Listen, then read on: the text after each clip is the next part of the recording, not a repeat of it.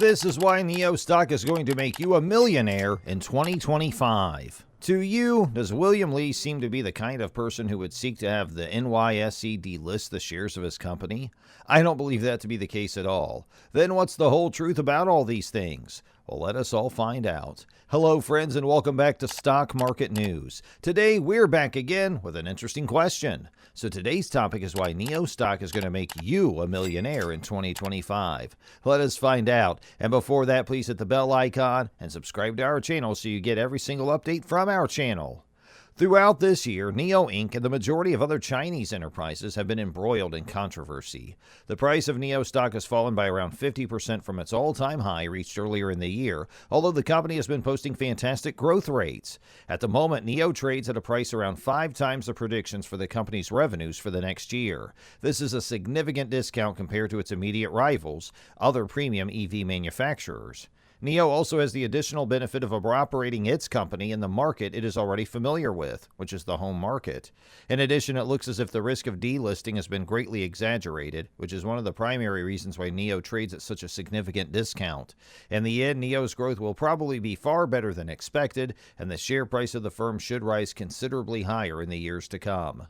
The share price of NEO has now reached a new all-time low for the company, falling below $30 for the first time in well over a year. This marks a new 52-week low. Why, therefore, has the price of NEO shares been plummeting, down 30% in the last month alone? It's not that NEO is struggling to meet expectations. That's not the problem. On the other hand, in the month of November, an all-time high for the firm in terms of the number of deliveries. The constant anxiety around China, delistings, and other ephemeral issues that have no direct bearing on NEO's success as a business continue to put downward pressure on the price of the company's shares.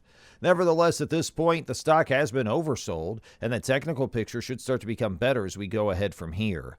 As a result of shares reaching support at $30 throughout recent trading sessions, we see the beginnings of what may be a long-term double bottom pattern emerging here. In addition, the Relative Strength Index, or RSI, reached a level of 30, while the Commodity Channel Index, or CCI, reported a print of minus 300. These numbers are consistent with another severely oversold phase that occurred earlier in the year. Given that the whole stochastic is beginning to flip higher, we should expect to see the stock revert to a more positive technical momentum very shortly. NEO is not an exception to the recent trend of most Chinese equities being hammered, and this trend has affected NEO as well. However, when we investigate more, we find that NEO definitely shouldn't be hurt by the crash in some Chinese stocks, and we also find that NEO's current sell-off may be a temporary phenomenon. In general, the situation with Chinese equities at the moment is a chaotic one. Nobody seems to have any idea what the Chinese Communist Party, or CCP, has planned for the future. Will the CCP implement rules that are more stringently enforced? The question is whether or not the Chinese government intends to nationalize Alibaba.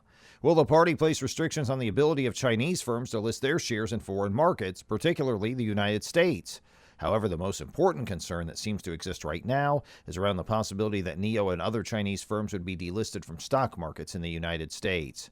There are several significant concerns that need to be answered, and the recent period of unpredictability has had a significant negative impact, both on investors' trust in NEO and on the share price of the firm. Therefore, let's go a little further into the topic and see if we can provide some of these NEO investors with the answers to the problems that are keeping them up at night.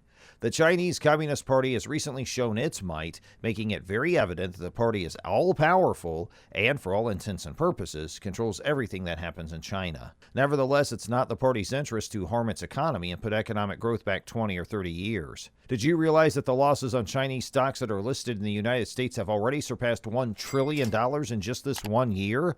In my opinion, the economic development that the Chinese government needs or desires is not an unfavorable dynamic that's causing harm to the economy. That's something that I've heard other people remark. The CCP is completely unconcerned by the current state of the stock market. The only thing that interests them is gaining power. It's my opinion that the Chinese government's concerned about the price of the stock market. The economy of China is reasonably advanced at the moment, and the Chinese stock market plays an important part in the social structure of the nation. If the stock market remains unstable, the Communist Party of China might have to prepare for the possibility of social unrest, civil unrest, and other tragic outcomes. These outcomes have the potential to weaken the CCP's position and reduce the party's power and influence over the people of China. Chinese officials have only lately issued a statement intending to allay fears over the delisting. The Chinese government agency in charge of regulating the securities market has said that it respects the locations where Chinese enterprises list their shares and raise capital. In addition, the regulatory agency stated that the reports stating regulators will push for VIEs to drop their U.S. listings are a complete misinterpretation and misrepresentation of the agency's regulations. This statement was made in response to reports that regulators will push for VIEs to drop their U.S. listings. There is some truth to the rumor that China's transportation service Didi is planning to delist from the NYSE in favor of the Hong Kong Stock Exchange. Despite this, the decision to delist was ultimately made by Didi, and it does not necessarily suggest that other Chinese companies will also follow suit. The concerns over delisting seem to be exaggerated, particularly because a great number of corporations have dual or multiple listings. NIO is not incentivized in any way to delist from the United States, and I believe that the likelihood of delisting NIO happening shortly is quite remote. Let's move on to talking about NIO now that we've covered the reasons why the business is unlikely to give up its listing in the United States. One aspect that isn't given enough attention is the fact that NIO is a legitimate luxury electric vehicle company. NIO is distinguished from other electric vehicle manufacturers in China such as XPeng, Li Auto, and BYD by this phenomenon. As a result of my prior research on NIO, I've concluded that the company had an ASP, or average selling price, of around $65,000 for its vehicles. As a result, the primary competitors for NIO are luxury electric vehicle manufacturers such as Tesla and Lucid. NIO is a Chinese firm that's now largely focused on increasing its market share in China's home market. This is something that differentiates it from its American peers who are all based in the United States. In addition to this, the Chinese government stands behind and supports NIO in all of its endeavors. During the height of the pandemic, NIO was still a struggling electric vehicle startup, but after receiving an investment of $1.4 billion from the Chinese government, the company was able to fix its challenges. NIO has a significant stake in achieving success in China, and the organization's making preparations to enter high gear in that market. NIO achieved a new monthly delivery high for November, breaking their previous record. Last month, the business increased its annualized rate of car deliveries by 106%, reaching a total of 10,878 units. A year-over-year gain of 120 percentage points may be attributed to NIO's total sales of 80,940 automobiles over the first 11 months of the current year. NIO could bring in close to $6 billion in revenue this year, based on current projections, given that the average price of each car is around $65,000, and that the company plans to add another 10,000 vehicles each month. Well, here we are. We're done with today's video. If you like the video, please make sure you like it and share it with all your friends and family. And let us know what you thought about the video in the comment box. Do you have any questions or comments? Any further thoughts or feedback for us? Or maybe even suggestions for some future video ideas? Make sure you leave it in that comment space below as well, because we'll be checking it.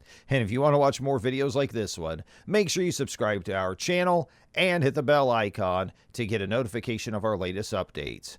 Thanks for watching.